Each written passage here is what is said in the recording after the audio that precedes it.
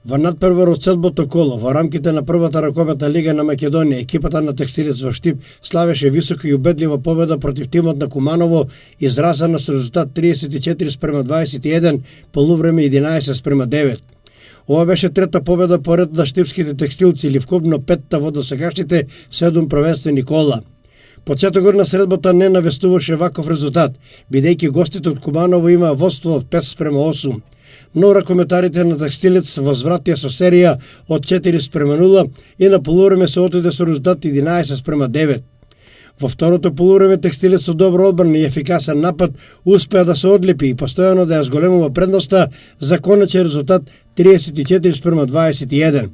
Најефикасен играч на надпреварот беше Васе Петров, кој постигна 13 голови. Во следното 8 коло тимот на Текстилец ќе гостува на екипата на Тиквеш во Кавадарци.